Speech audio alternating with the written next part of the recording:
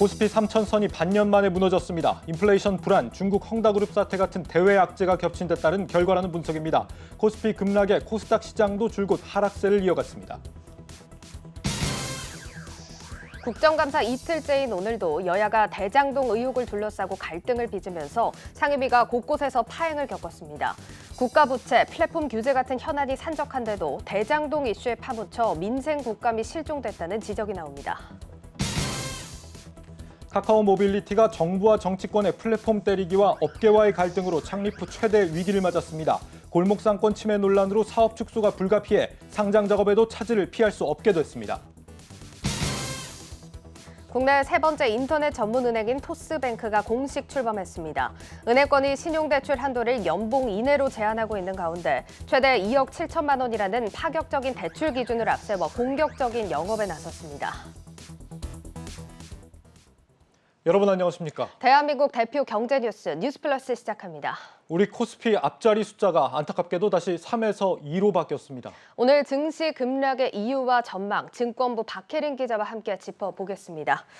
박 기자, 오늘 우리 증시 사실 지난주 금요일부터 이런 낌새가 있긴 했습니다. 초반부터 벌써 3,000선 아래로 떨어지더니 결국에는 계속해서 부진한 흐름 이어갔는데요. 회복을 못한 채 마감이 됐습니다. 네, 약 6개월 만에 코스피 3,000선이 붕괴된 겁니다. 예. 오늘 코스피 지수는 전거래일 대비 1.89% 하락한 2,961.17포인트로 마감했습니다.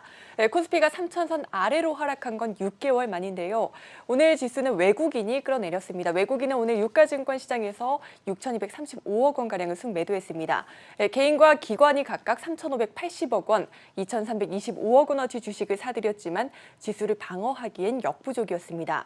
외국인 매도세에 삼성전자와 SK하이닉스 등 대형주들이 일제히 내림세를 기록했습니다. 오늘 종가 기준으로 코스피 시총 1위부터 10위까지 전 종목 모두 하락 마감했습니다. 예, 정말 외국인 수급에 말 그대로 출렁이는 모습입니다. 지금 외국인들의 매도세가 코스피 시장에 가장 크게 영향을 줬다 해도 과언이 아니고요. 코스닥 시장은 어떤 흐름이었습니까? 네, 코스닥 시장도 마찬가지였습니다. 코스닥 시장은 전거래일 1,000선이 무너진 이후 오늘까지 계속 내림세입니다. 수급에서는 유가증권 시장과 조금 차이를 보였는데요. 오늘 지수를 끌어내린 주체는 개인이었습니다. 개인이 2,332억 원가량을 순매도했고 외국인과 기관은 각각 1,106억 원, 1,375억 원을 순매수했습니다. 네, 코스피는 외국인이, 코스닥은 개인이 끌어내렸다는 건데 오늘 증시가 이렇게 빠진 이유 어떻게 해석이 되고 있죠? 예, 대내외 리스크가 부각되고 있기 때문입니다. 미국 테이퍼링 일정이 가시화되고 있는 가운데 이 국채 금리 상승과 또 중국 헝다그룹의 디폴트 우려, 또 미국 연방준비제도의 부채 한도 협상 지연과 공급망 문제가 복합적으로 맞물려 증시를 끌어내리고 있는 것으로 분석됩니다. 미국과 중국의 경기 불확실성에 국내 총생산 성장률까지 흔들리고 있는 상황입니다. 또 최근 제롬 파월 연방준비제도 의장이 최근 공급망 병목 현상이 내년까지도 갈 수 있다고 보면서 인플레이션 상승이 예상보다 길어질 수 있다고 밝혔습니다. 이에 따라 4분기 이후 기업들의 실적에도 불안감이 작용하고 있습니다. 네, 여러 이슈가 지금 거론되고 있지만 특히 이 미국 부채 한도 협상 문제하고 이 중국 헝다 파산 영향이 가장 컸던 것 같아요. 그렇다면 중요한 건 앞으로일 텐데 박 기자가 증권사들에게 직접 설문을 진행했다면서요. 어떻게 나왔습니까? 예, 다행히 이 현 시기를 일시적인 저점으로 보는 시각들이 우세했습니다. 한국경제TV가 주요 리서치 센터장들을 대상으로 긴급 설문을 진행한 결과 보시다시피 NH투자증권과 한국투자증권, 하나금융투자, 교보증권 등 이런 다수의 증권사들이 코스피 지수의 지지선을 3,000선으로 제시했습니다. 오늘 이 지지선 아래로 지수가 내려간 겁니다. 물론 조금 더 비관적으로 보는 경우도 있었습니다. 미래에셋증권은 하락세가 유지될 것으로 봤고 키움증권과 DB금융투자는 각각 2,950선, 2,750선을 지지선으로 제시했습니다. 예, 그렇다면 지금 보면 조금 더 낮게 보는 경우도 있지만 대체로 3,000포인트 선에서 하락세가 멈출 거다 이렇게 본 건데 그렇게 따지면 사실 이 분석으로만 보자면 지금 더 하회를 한 수준으로 마감을 한 겁니다. 저희가 어떻게 이해를 해야 될까요? 예, 그렇게 3,000선 이하로 떨어진 현 시점을 매수 시기로 보는 시각들이 많았다 이렇게 보시면 될 것 같습니다. 네. 단 미래에셋증권은 실적 발표 시즌 이후에 다시 시장을 살펴볼 것으로 조언을 했고요. 2,750선을 제시한 DB금융투자는 매수를 보류할 것을 조언했습니다. 네. 이렇게 오늘 시장이 충격을 받은 상황에서 개별 종목들의 주가에 영향을 줄 만한 이슈가 또 있죠. 이번 주부터 실적 시즌이 시작된다고요? 네, 맞습니다. 이번 주 금요일 삼성전자를 필두로 3분기 실적 발표 시즌이 시작이 됩니다. 삼성전자는 3분기 매출액 기준 역대 최대 실적을 낼 것으로 전망됩니다. 지난달 말 기준 증권가에서 평균적으로 3분기 삼성전자의 매출액과 영업이익이 각각 전년 동기 대비 9%, 27.6% 증가할 것으로 예상을 했는데 이달 들어 일부 증권사들에서 실적 전망치를 잇따라 상향 조정하는 등 실적에 대한 기대감이 더 커지고 있습니다.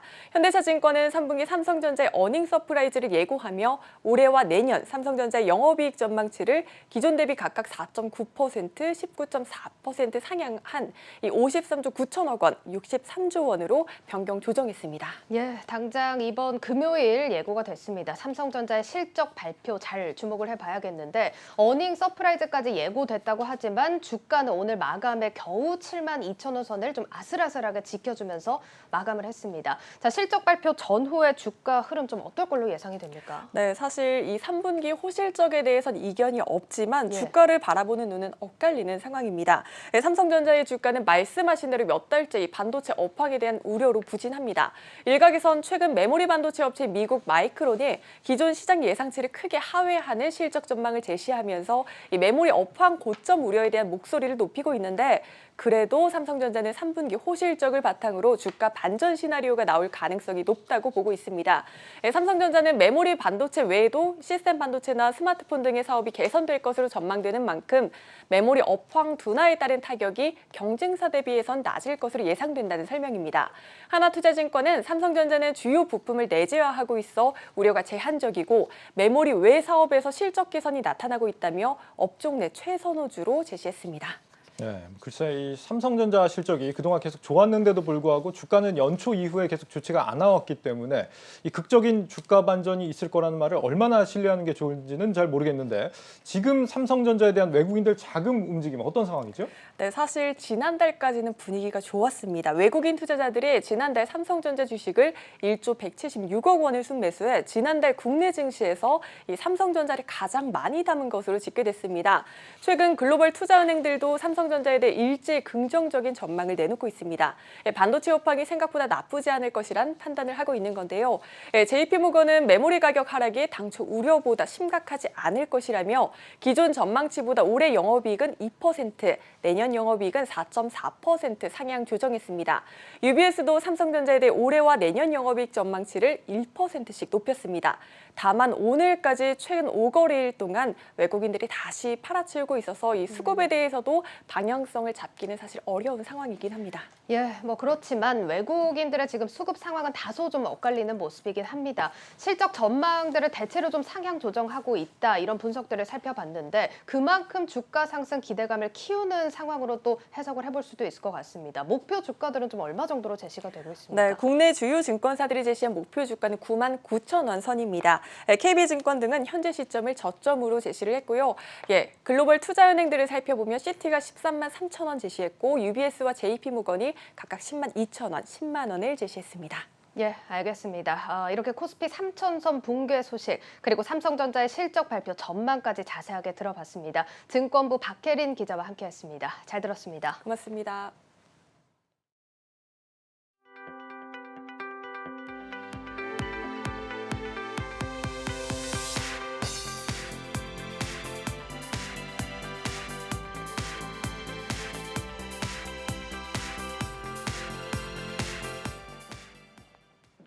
오늘 열린 국정감사에 카카오, 쿠팡, 구글 코리아, 넷플릭스 코리아 등 주요 플랫폼 기업 관계자들 참석이 확정되면서 역대급 플랫폼 국감이 예고됐습니다.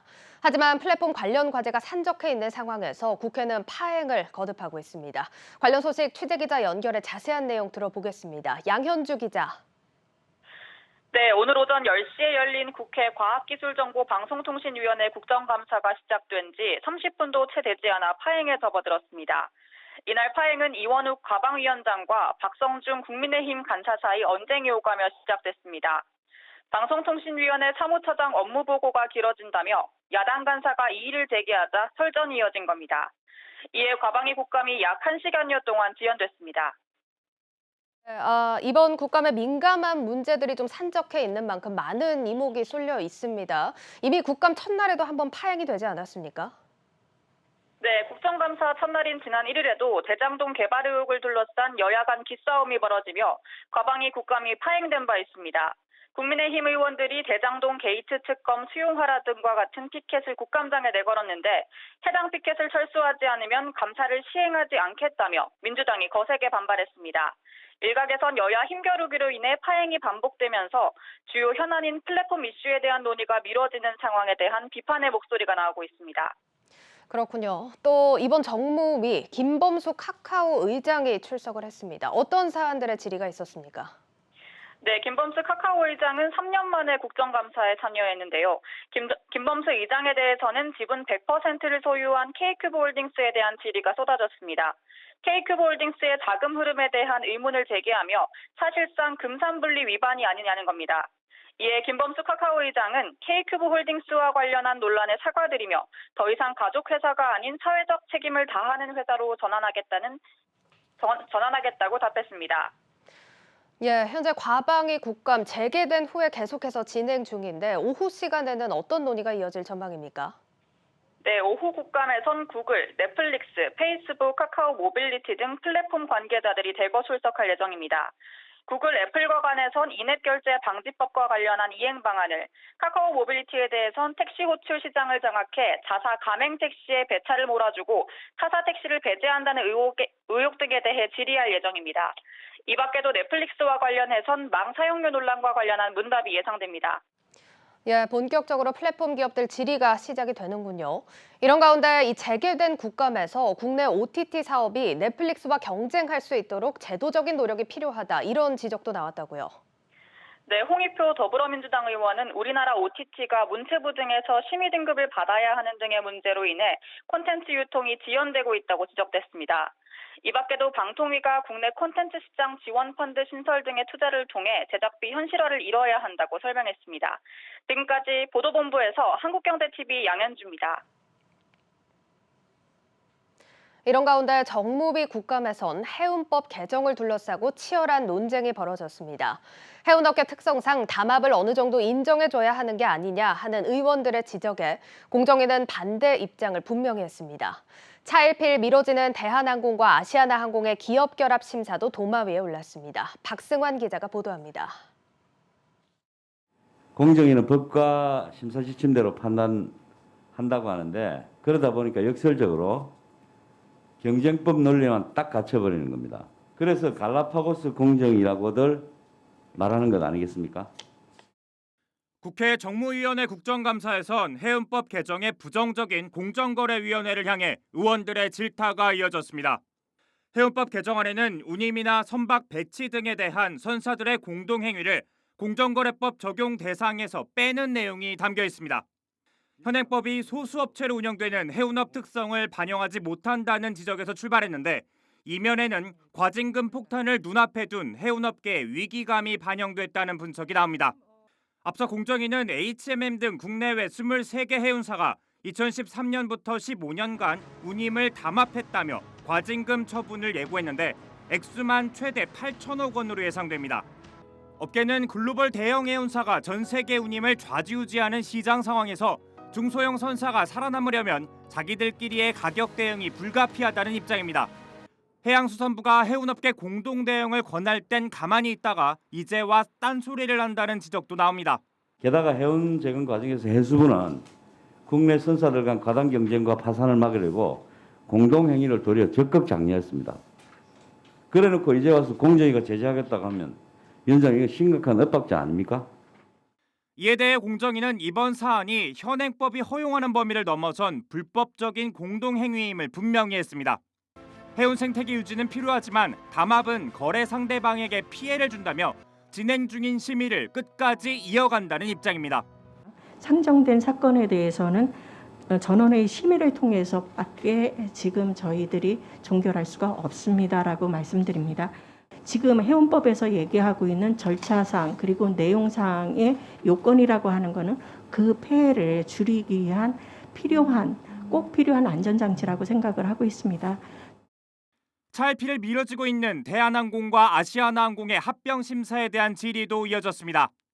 애초에 결합 심사 결과를 내놓겠다던 6월에서 이번 달로 밀어넣고는 연내에 매듭을 지을지도 의문이라는 지적이 나왔고 임무를 유기하고 있다는 생각이 계속 들어요. 나머지 8개국이 어떻게 하는지 보고 그리고 나서 우리도 심사 결과를 내놓겠다 이렇게. 이에 대해 조 위원장은 눈치 보기는 아니라며 다만 다른 경쟁 당국의 판단과 조율이 필요하다고 설명했습니다. 굉장히 다양한 이슈가 있고 복잡하다 이런 부분이고요. 공정거래위원회가 다른 경쟁 당국의 눈치를 보는 게 아니라 저희가 먼저 이 부분에 대해서 판단을 하고 조치를 내리는 경우 다른 국가의 경쟁 당국이 나온 그 조치와 충돌이 발생을 할 수 있기 때문에. 한국경제TV 박송환입니다. 네, 앞서 짧게 전해드렸지만 오늘 기획재정부 국정감사에서도 오전 내내 대장동 개발 의혹을 놓고 파행을 빚었습니다. 대장동 사태가 블랙홀처럼 모든 이슈를 빨아들이면서 국감이 민생을 챙기기보다 특정 사건 하나에 매몰되는 것 아니냐 하는 우려가 나오고 있는 상황인데요. 자세한 내용 취재기자 연결해 살펴보겠습니다. 강미선 기자. 네, 국회에 나와 있습니다. 예, 오늘 오전 기획재정부 국정감사는 개회조차 못했다고요? 네, 여야 의원들이 대장동 관련 피켓을 회의장에 설치해 갈등이 불거졌기 때문입니다. 국감 시작 전 여당인 국민의힘 의원들은 아빠의 힘 돈 받은 자가 범인이라는 피켓을, 야당인 국민의힘 의원들은 특검을 거부하는 자가 범인이라는 피켓을 내걸고 회의장을 떠나면서 기재부 국감이 오전 내내 파행을 겪었습니다. 오후 2시에 들어서야 본격적인 국감이 시작되고 있습니다. 예, 정말 우여곡절 끝에 시작이 됐군요. 이번 기재부 국감, 이 대장동 의혹 관련 블랙홀 국감이 될 것이다. 이런 우려들도 컸는데 어떤 주제가 현재 쟁점이 되고 있습니까? 네, 먼저 부동산 정책에 대한 질타가 이어졌습니다. 서병수 국민의힘 의원이 문재인 정부의 부동산 정책이 성공했느냐 실패했느냐 꼬집자 홍남기 부총리는 부동산 시장이 결과적으로 안정되지 못해 송구하게 생각한다고 고개를 숙였습니다. 대출 규제 관련해선 총량 규제가 실수요자의 혼란만 가중시킨다는 지적이 이어졌습니다. 이에 홍 부총리는 올해 가계부채 증가율을 6% 이내로 관리할 계획이어서 서민에 대한 집단대출과 전세대출에도 일정 부분 영향이 갈 수밖에 없는 상황이라면서도 실수요자 대출 규제 영향을 최소화하겠다고 말했습니다. 예, 그렇군요. 앞으로 기재부 국정감사 일정은 어떻게 남아 있습니까? 네, 오늘에 이어 내일도 기재부 국정감사는 계속될 예정입니다. 거시경제와 재정정책을 다루는 오늘과 달리 내일은 조세정책에 관한 감사가 시작됩니다. 특히 내년부터 시행되는 암호화폐 가세가 기존대로 가느냐 아니면 유예되느냐가 핵심 화두로 떠오를 전망입니다. 오늘 기재부 국감은 오후에 시작된 만큼 저녁 늦게까지 이어질 전망입니다. 한국경제TV 강미선입니다.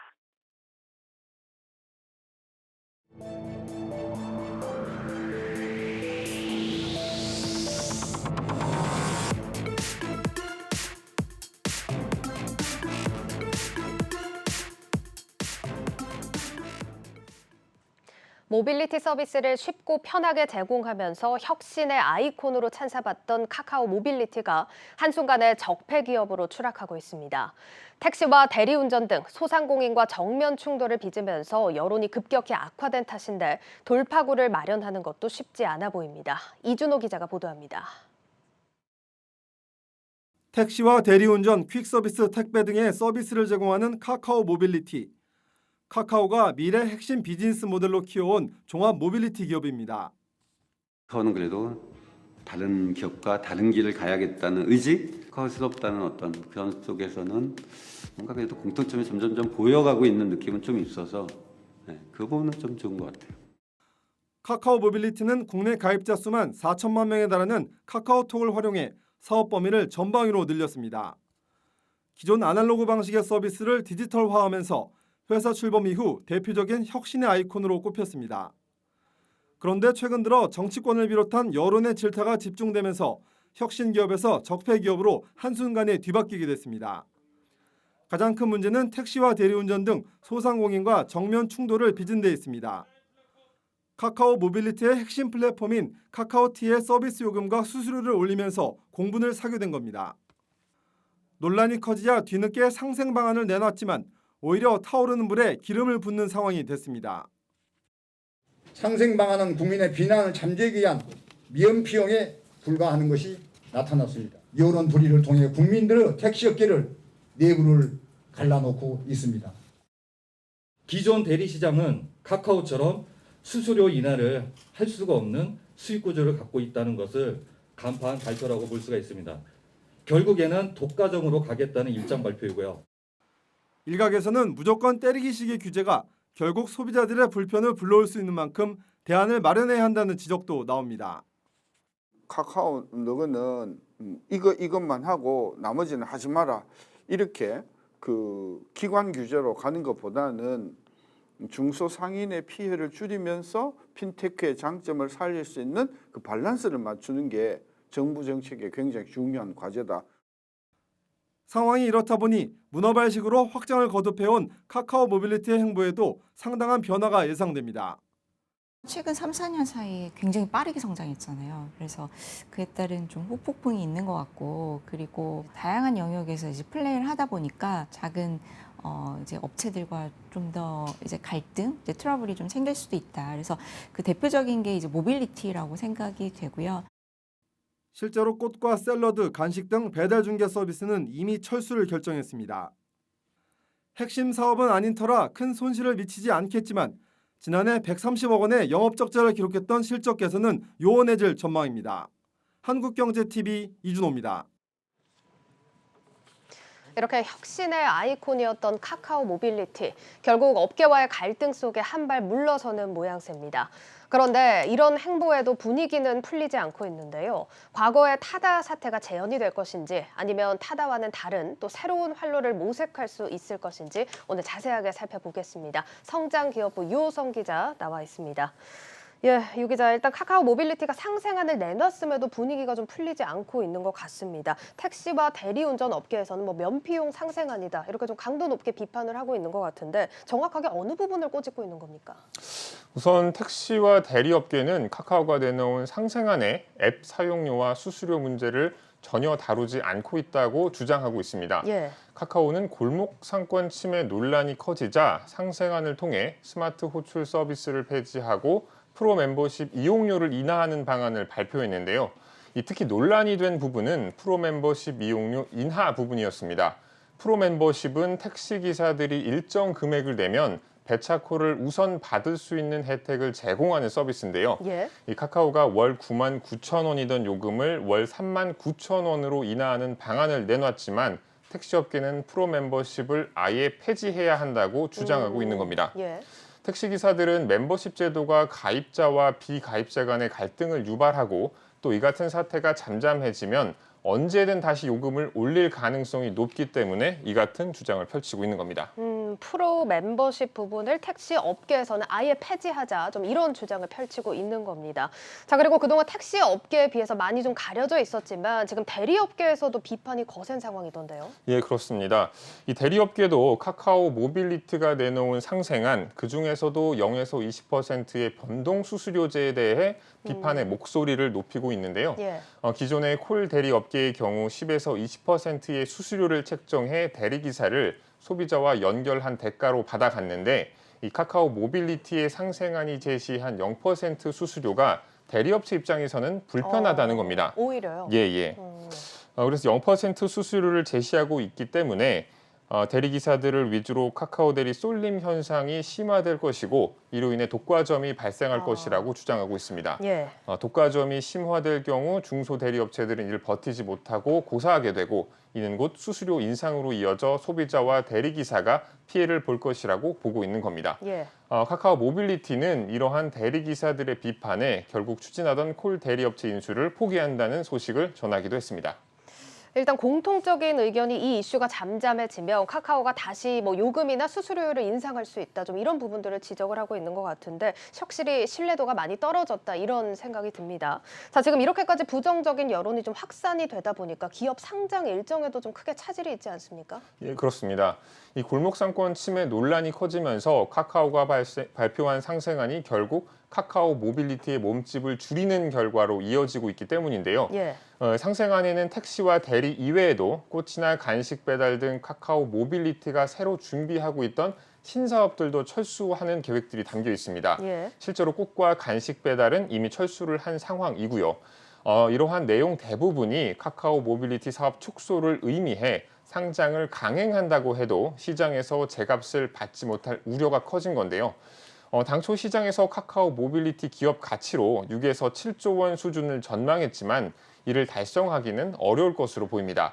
이에 따라 카카오 모빌리티는 이달 예정했던 주관사 선정을 연기하기로 결정했고 상장 시점도 내년 하반기나 늦으면 내후년으로 밀릴 것으로 보입니다. 예, 그렇군요. 상장 시점도 좀 크게 뒤로 밀린 모습입니다. 자, 지금 플랫폼 기업 규제 카카오와 네이버가 같이 그 대상이 된 건 맞지만 상대적으로 네이버를 향한 비난은 좀 적은 것 같습니다. 어떤 점을 좀 다르게 봐야 될까요?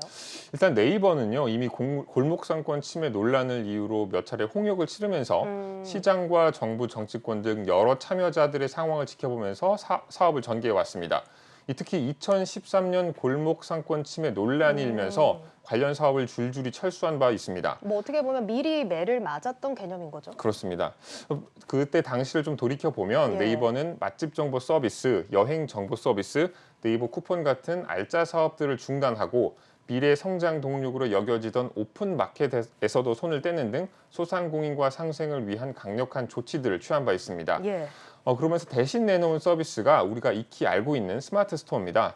이 스마트 스토어는 중소상공인들이 온라인 비즈니스를 편리하게 시작할 수 있도록 다양한 서비스를 제공하면서 입점 수수료가 없다는 점이 특징인데요.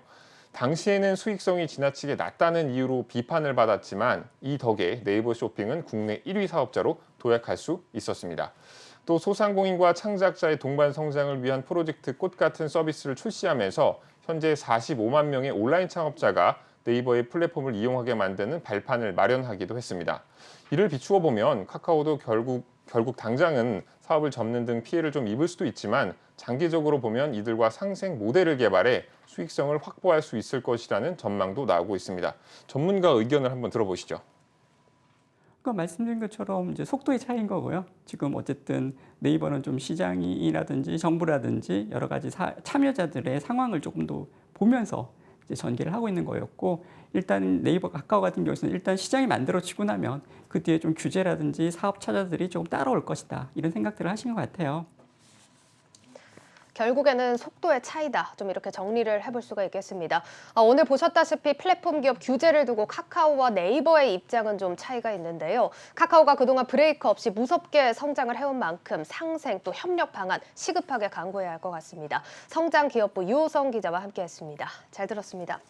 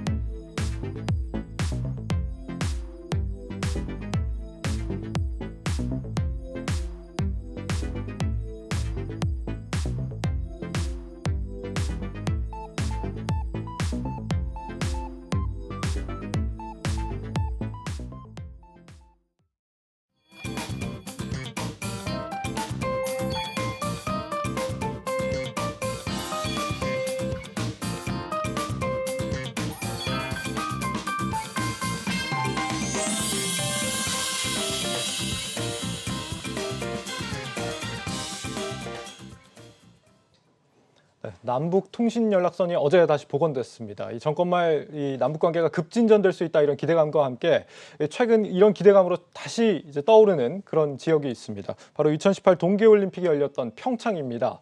최근 이 평창이 그 평화 분위기와 함께 또다시 새로운 도약을 준비하고 있다고 하는데 이 소식 짚어드리겠습니다. 한왕기 평창 군수 나와 있습니다. 군수님 어서 오십시오.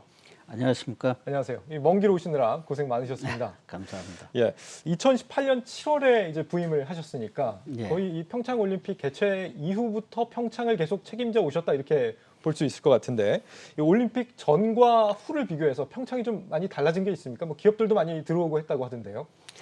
예, 지금 농촌 사회가 보면은 다 우리 평창뿐만 아니라 다 비슷비슷합니다. 예.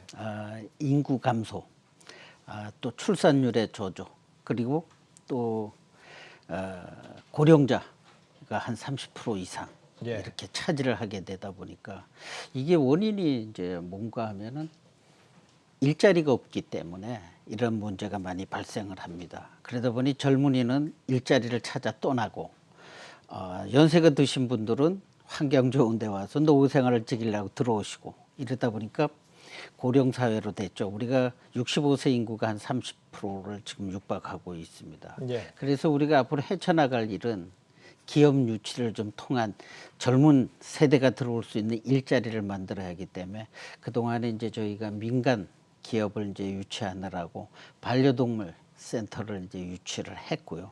네. 그다음에 이제 드라마나 영상을 촬영하는 평창 종합 스튜디오를 이제 유치를 했고 또 이제 평창 평화 데이터 센터라고 해서 이게 이제 가장 큰 이제 투자 가치가 있더라고요. 한 3,600억 정도를 투자하는 이러한 기업을 이제 유치를 했습니다. 데이터 센터요. 예. 그리고 이제 그 공공기관을 유치를 이제 좀 했는데 건강보험 심사평가원 연수원을 유치했습니다. 예. 연간 한 7만 명이 이곳에서 교육을 받게 될 거라고 예상을 하고요. 그다음에 이제 저희들 그 프레스 센터로 쓰던 올림픽 때 IBC 건물을 갖다가 국가문헌 보존관으로 이제 하기로 되어 있습니다. 이것은 한 610억을 들여서 리모델링을 하게 되고요. 예. 이게 다 준공이 되면 한 600명의 일자리 근무가 하게 되게 됩니다. 그다음에 이제 조직위 건물로 쓰던 것을 국가대표 선수촌으로 활용을 할 계획이고요. 리모델링 계획이 올해부터 이제 추진이 될 계획입니다. 그다음에 국가고사 출제센터가 이제 저희랑 업무 협약을 맺었습니다. 예. 그래서 예산이 확보되는 대로 평창에서 추진할 계획이고 저희가 이제 중간에 추진하는 사업으로는 이제 바둑연수원하고요, 장애인 복합 커뮤니티 센터를 지금 현재 추진하는데 우리가 지금 말씀하시는 그 사업들을 보니까 그러니까 민간 투자도 굉장히 많이 유치가 되고 예. 공공기관들도 굉장히 많이 또 규모가 굵직한 그런 기업들도 많이 유치를 하신 걸로 보이는데 확실히 좀 뭐 최근에 평창까지는 KTX도 뚫리고 뭐 고속도로도 개통이 되고 그래서 그런지 좀 거리가 굉장히 가까운 느낌은 듭니다. 실제로 얼마 정도나 되죠, 거리가 지금? KTX로는 우리가 역이 2개가 있는데 예. 평창역에는 1시간 정도, 진부역에는 1시간 10분 정도. 서울에서요? 예, 그렇게 굉장히 가까운 되는데 거리네요. 상암역에서 또 출발하게 되면은요. 예. 50분 걸리고 60분 걸립니다. 그렇군요. 확실히 이게 심리적으로뿐만 아니라 물리적으로도 네. 거리가 굉장히 가까워진 상황입니다. 그런데 이런 평창이 이제 관광객 유치를 넘어서서 또 새로운 도약 준비하고 계시다고 들었는데 어떤 부분입니까? 저희들은 이제 올림픽의 유산 사업이 앞으로 우리의 성장 동력이 이제 될 것이고 또 그렇게 가려고 노력을 하고 있습니다. 그래서 예. 올림픽의 유산 사업을 정립을 해서 이것이 성장 동력으로 될 수 있도록 현재 노력을 하고 있죠. 올림픽 유산 사업이요? 예, 그래서 이것이 이제 관광 산업과도 이제 연계가 될 수 있도록 그렇게 하려고 합니다. 그래서 예. 올림픽의 유산 사업들을 지금 현재 착실히 추진 중에 있는데 그 중에서 평창 평화 포럼을 육성을 하고 있죠. 올림픽의 유산 사업을 평화 전문가들을 모셔서 전 세계에 있는 갈등과 분쟁을 좀 다루어서 이런 것들을 해결하는 장소, 그런 평화의 도시로 만드는 것이 목적인 평창 평화 포럼과 예. 그다음에 이런 포럼에서 의제가 도출된 것들을 실천하고 실현시키는 평창 평화 테마파크가 되겠죠. 그 안에 가장 핵심적인 건 평화센터가 되겠습니다. 이곳에서 이런 포럼에서 만들어진 의제들을 하나라도 실천하는 곳으로 재단 법인을 만들어서 현재 출범을 해 있고요. 예. 그다음에 이제 이런 올림픽의 유산 사업 중에 또 실현 그 올림픽의 평화 사업 같이 평화 단체들이 많이 있습니다. 평화 NGO 단체들이 참여하는 평화 주간 행사죠. 그래 각 분야의 평화들을 논의하고 여기에서 의제를 도출해서 이제 실천하는 그런 평화 주간 행사를 처음 올해 한번 했습니다. 예.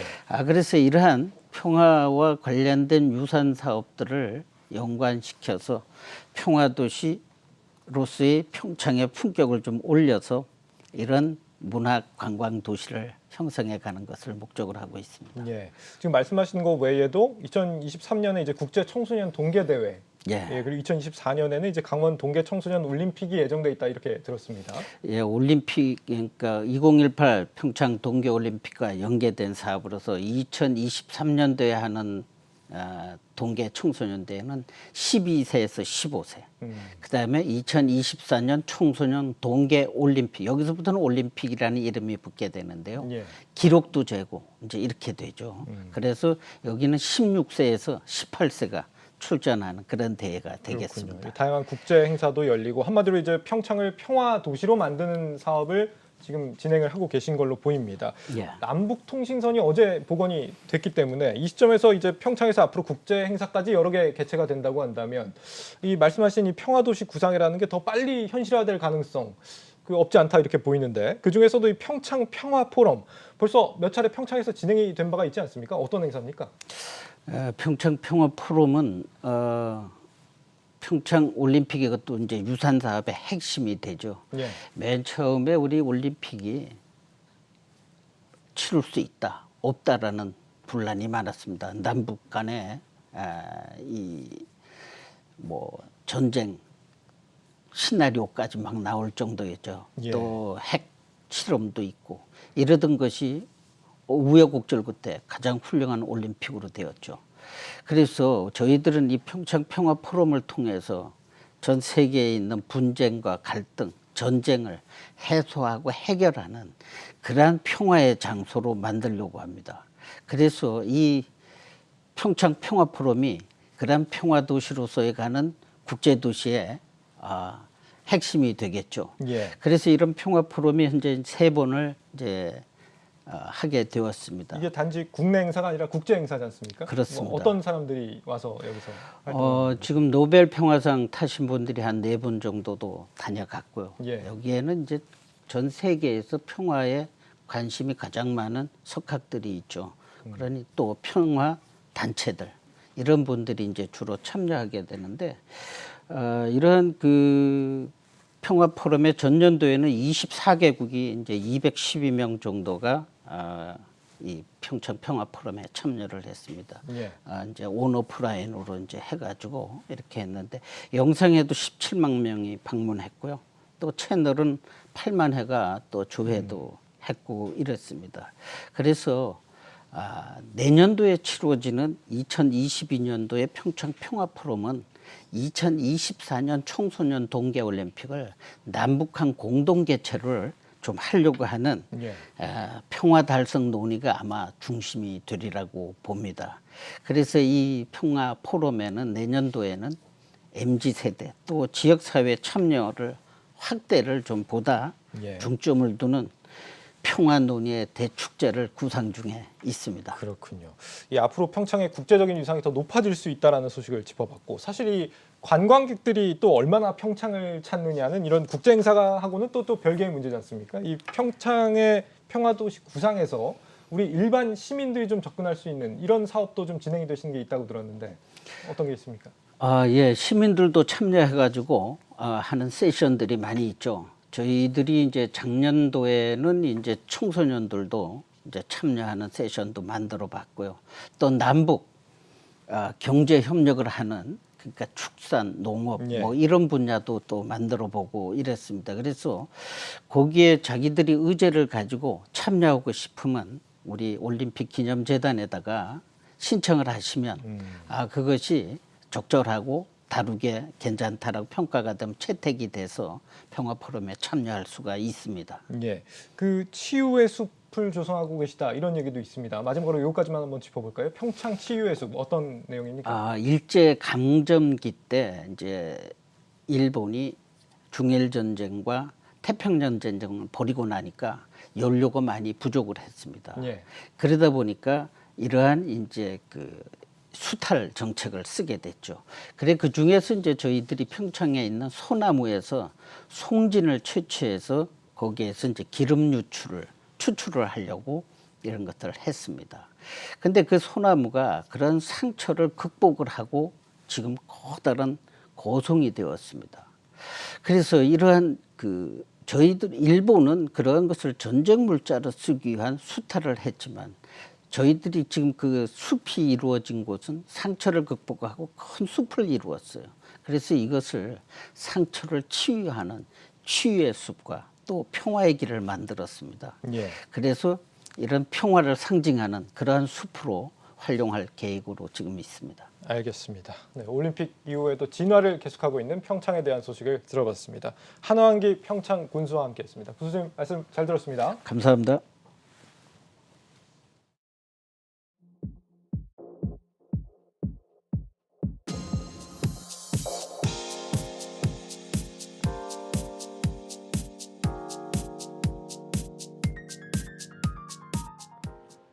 삼성전자 노사가 오늘 경기도 용인시 삼성전자 기흥 캠퍼스에서 상견례를 갖고 창사 이래 첫 임금 교섭에 돌입했습니다. 노조 측은 전 직원 연봉 1,000만 원 일괄 인상과 매년 영업이익의 25% 성과급 지급 등을 요구할 방침입니다. 이는 삼성전자가 지난 3월 사내 자율기구인 노사협의회와 협상을 통해 발표한 올해 총 7.5%의 임금 인상안을 넘어서는 수준입니다. 세 번째 인터넷 전문은행 토스뱅크가 오늘 공식 출범했습니다.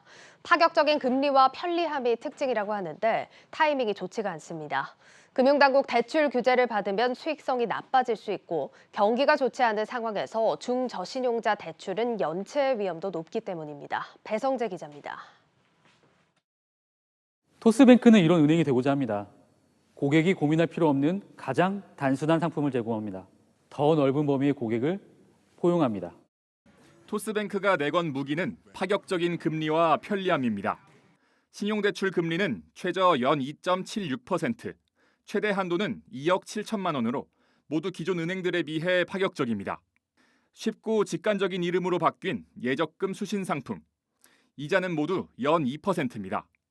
여기에 새로운 신용평가 모형을 도입해 적극적으로 몸집을 불려나간다는 계획입니다. 1금융권 신용대출이 어려웠던 대상에 30% 이상이 토스뱅크를 통해서 혁신적인 신용대출 상품을 이용할 수 있게 될 것이라고 예상하고 있습니다. 공격적인 성장 전략을 내세운 만큼 앞으로 관건은 건전성 유지에 달려 있습니다. 설립 자본금이 2,500억 원에 그치는 데다 올해 말까지 전체 대출에서 중저신용 대출이 차지하는 비중을 3분의 1 수준까지 올리겠다고 밝힌 대목 때문입니다. 이에 대해 토스뱅크 측은 증자를 통해 자본금을 더 늘리고 신용평가 모형도 고도화했다고 밝혔습니다. 증자 계획은 향후 5년간 약 1조 원의 자본 증자 계획을 공유를 했었는데요. 물론 이 부분은 베이스라고 생각하시면 될 것 같고 실제 대출을 받았을 때 이런 연체나 상환 능력이 충분히 검증되었다고 판단될 수 있도록 하는 신용평가 모형을 만들었고요. 여기에 더해 당국의 대출 규제도 난관으로 꼽힙니다. 특히 개인 신용 대출 한도를 2억 7천만 원으로 설정한 점은 이례적이라는 평가입니다. 다른 은행들은 당국 규제에 따라 줄줄이 신용 대출 최고 한도를 1억 원 이내로 줄였기 때문입니다. 홍민택 토스뱅크 대표는 이를 묻는 질문에 토스뱅크의 전체 신용 상품에 제공하는 금액은 아니다라고 선을 그었습니다. 그러나 공격적인 성장 전략이 잠깐에 그칠 뿐일 것이라는 우려를 지워내진 못했습니다. 한국경제TV 배성재입니다.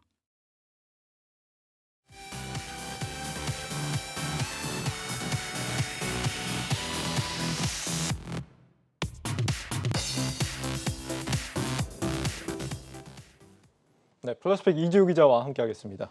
이 기자, 네. 잘 지냈습니까? 네. 제가 지난주에 한 주 비웠는데 제가 없을 때는 유독 좀 표정이 밝은 것 같더라고요. 아닙니다. 보고 싶었습니다. 알겠습니다. 네. 첫 번째 키워드 바로 볼까요? 네. 네, 논란의 마케팅인데요. 네, 먼저 사진을 준비했습니다. 네. 사진 같이 보시죠. 네, 이렇게 스타벅스 사이렌 오더 애플리케이션에 몰린 동시 접속자가 6,000명이 넘는다, 뭐 이렇게 표시를 한 모습인데요. 한때 시스템이 마비된 데다 1시간 이상의 대기가 발생했던 지점도 있었습니다. 발단이 바로 스타벅스의 마케팅 때문이어서 논란의 마케팅으로 키워드를 잡아봤습니다. 네, 스타벅스의 마케팅은 항상 이렇게 화제가 되곤 하는데 이번에는 어떤 마케팅이었습니까? 네, 세계 커피의 날을 맞아서 하루 동안 제조음료를 다회용 컵, 리유저블 컵에다가 제공을 하는 그런 행사였는데요. 네. 코로나19 상황에도 방문객들로 좀 붐볐습니다. 당시 상황을 알 수 있는 게시글들도 굉장히 많이 찾아볼 수가 있었는데요. 한번 준비를 했습니다. 이렇게 여러 주문량이 몰린 모습을 보일 수가 있었고요. 어떤 제품인지 좀 궁금하실까 봐 네. 제가 직접 스튜디오에 들고 가져왔는데요. 왔습니까? 네, 이렇게 생긴 리유저블 폰이 보여주시죠? 아니고 네, 리유저블 컵인데요. 스타벅스에서 제공하고 있었던 커피의 날을 맞은 행사에 제공했던 다회용 컵입니다. 네, 그냥 어떻게 보면 일반 그 음료 병하고 비슷해 보이네요. 일반 네, 컵하고 맞습니다. 리유저블 컵이군요. 네. 일회용품을 줄이자는 취지로 보이긴 하는데 이렇게 이제 환경을 생각하는 이벤트를 하는 스타벅스는 굉장히 좀 드물게 보게 되는 것 같아요. 네, 맞습니다. 그렇긴 한데 사실 취지와 달라서 좀 비난을 받고 있기도 합니다. 네. 보기와 같이 이게 플라스틱 사용을 더 부추긴다는 건데요. 마찬가지로 이 리유저블 컵도 플라스틱의 일종으로 만들어졌고요. 그런데도 한정판이라는 이유로 사람들에게 판매를 부추겼다, 사게 하기를 부추겼다 이런 지적들이 좀 나오고 있는 상황입니다. 네, 리유저블 컵도 한 사람이 여러 개 들고 있으면 의미가 없지 않을까 이런 생각도 들고 네.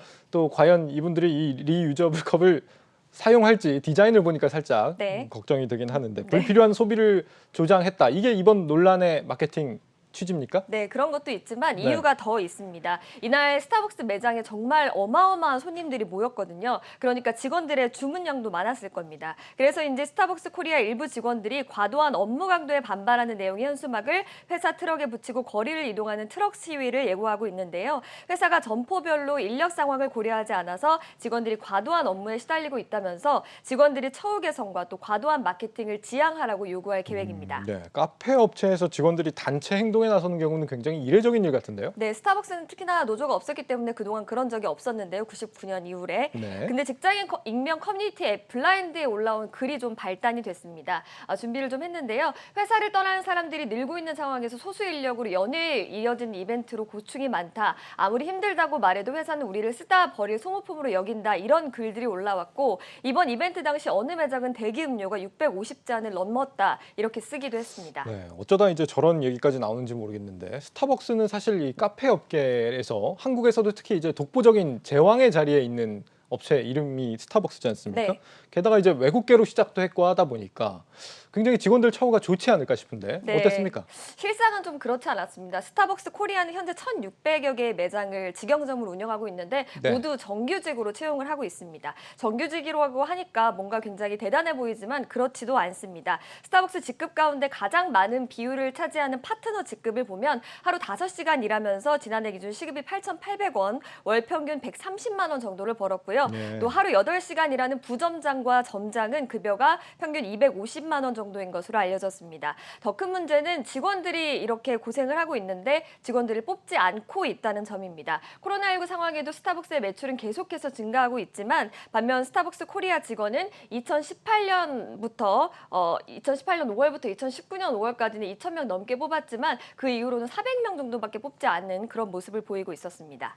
네, 이 스타벅스 점장의 월급이 이 기자의 월급하고 한 비슷한 그 정도 수준으로 보이네요. 그런 말씀을 삼가해 주시기 네, 바라겠습니다. 스타벅스 코리아가 이제 지금은 신세계가 운영하고 있는 상황이니까 네. 신세계급 복지가 제공된다 이런 얘기도 들었던 것 같은데 실제로는 아닌 모양이죠? 네, 신세계 복지도 좀 적용이 되는 상황인데요. 네. 신세계 계열사의 포인트나 또 하루에 2잔의 무료 음료를 제공하는 게 이게 전부인 수준입니다. 자녀 대학 등록금 지원 같은 그런 복지의 경우는 아직까지 해당 연령이 없는 것으로 알려졌습니다. 여기에 몇몇 취업 규칙의 독소 조항도 문제가 되고 있는데요. 류호정 정의당 의원실에 따르면 스타벅스 코리아가 취업 규칙에 직원의 소지품 검사와 또 정치적 의사표현 제한 등의 조항을 넣었다고 해서 또 논란이 되기도 했습니다. 소지품 검사는 좀 심한 것 같네요. 이 정치적 의사 표시 제한은 공무원들만 있는 게 아닌가 싶은데. 네, 맞습니다. 특이합니다. 과거 스타벅스 스티커만 붙이면 잘 팔린다는 소식이 들렸지만 이번 사태를 계기로 사람들의 시선이 달라지면서 언제까지 또 스타벅스 코리아의 사랑이 이어질지는 의문부호가 남는 상황입니다. 알겠습니다. 내실부터 다져야겠다 이런 생각이 드네요. 스타벅스. 다음 키워드 볼까요? 네, 헤어샵은 양보해 이렇게 돼 있네요. 네, 혹시 카카오 헤어샵 이용해 본 적 있으십니까? 아니요, 저는 따로 이용하는 곳이 있어서. 아, 네. 카카오 헤어샵과 네일샵을 운영하는 카카오 헤어샵이 철수할 것으로 보입니다. 카카오가 골목 상권 침해 논란을 빚고 있는데 여기서 가장 대표적인 사업이 카카오 헤어샵이어서 철수 논란이 있고 또 소식이 전해진 것으로 드러나고 있습니다. 골목 상권 침해 논란을 빚는 사업들 상당히 많았는데 네. 계열사가 100개가 넘는다는 거 아닙니까? 네. 왜 그중에서도 이 헤어샵을 먼저 철수하는 걸까요? 카카오와 연결고리가 상대적으로 낮기 때문에 사업 철수가 쉬운 것으로 알려졌습니다. 카카오 헤어샵은 카카오의 투자 전문 자회사 카카오 인베스트먼트가 약 24.52%의 지분율을 가진 와이어트가 운영 중인 상황인데요. 카카오 헤어샵의 시장 점유율은 70% 수준으로 알려졌습니다. 이에 대해서 카카오는 골목 상권 침해 논란과 관련해서 다각적인 검토를 하고 있지만 아직 확정된 것은 아니다 이렇게 밝히고 있습니다. 지금 헤어샵과 함께 이 골프 사업도 철수 소리 돌고 있잖아요. 네, 이건 맞습니다. 뭐가 사실입니까? 일각에서는 카카오 자회사 카카오 VX가 운영하고 있는 스크린 골프 사업도 철수할 것으로 알려지고 있는데 카카오 VX 측은 아직까지는 사실 무근이다 이렇게 밝히고 있습니다. 예. 무엇보다 카카오의 스크린 골프 프렌즈 스크린은 카카오의 가맹 사업이 아닙니다. 카카오는 센서를 매장에 판매하고 운영은 매장주가 직영을 하기 때문에 어느 정도 상생 모델을 갖췄다 이런 평가를 받고 있습니다. 지금 스크린 골프 사업에서도 카카오가 1위인가요? 아닙니다. 시장 점유율은 골프존이 70% 이상으로 점유율 1위를 달리고 있는데요. 예. 이런 카카오 VX의 철수 소식이 알려지자 메리츠증권은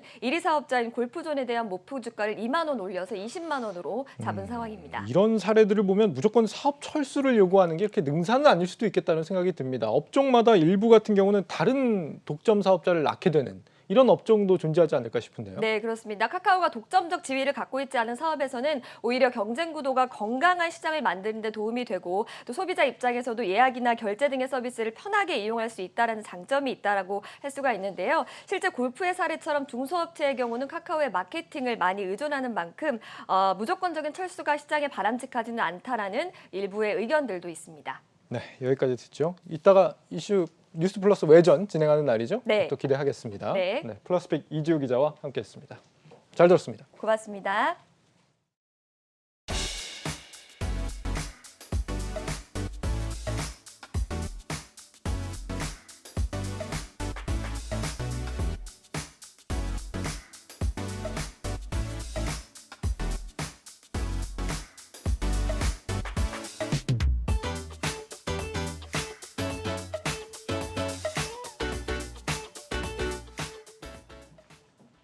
뉴스 플러스를 마치겠습니다. 여러분 고맙습니다.